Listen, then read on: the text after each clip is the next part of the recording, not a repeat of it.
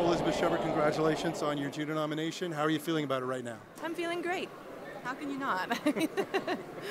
Absolutely. Did you think that you might get nominated this time, or were you expecting it? I wasn't expecting it. You get the about a week before the press conference, they let you know if you're invited to the press conference or not. And having been at it for long enough now, this is my 4th nomination, so I kind of suspected at that point.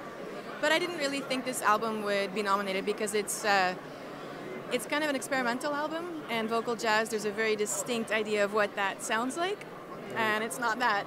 So I'm kind of happy because I feel really proud of the work I did, and to have it translate is good.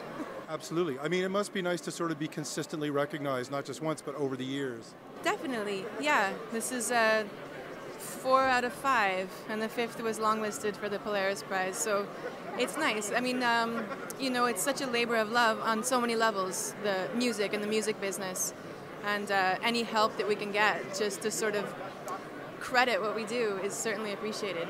Absolutely. How big a part or how big a role do you think that songwriting and composition plays in perhaps earning the nomination? Across the board? I think it's integral. I mean, not so much the form that I work within. In jazz or, you know, more traditional forms, classical, I think there's certainly an understanding that interpretation is maybe more where the emphasis is. But I think creativity is always at the core of what people are looking for in those interpretations and in the writing process too. Like, are you bringing something new to the table? That's the great thing about the jazz form too, is that I feel like because I'm working in this form that's a little under the radar, there's a lot more freedom and flexibility to explore, and I mean that's why I chose it myself.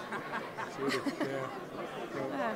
Well, you've done stuff that kind of defies categorization, which is quite incredible. You've kind of gone, you know, people say there's like R&B in it and jazz in it and kind of even hip-hop-ish beats and stuff like that.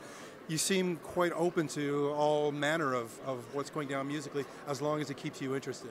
Yeah, absolutely, and I don't think there's such a thing as a pure form. I mean, no one works in pure forms anymore. We live in these cosmopolitan places where there's constant influence and brushing up against other sources of music and types of music, and I myself grew up listening to all kinds of music, so it would seem artificial to make a kind of music that doesn't reflect all of that, that is just strictly one thing.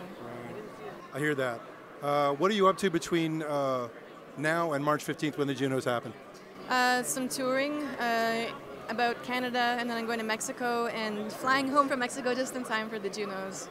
Nice. Congratulations again, and thank you. Thank you.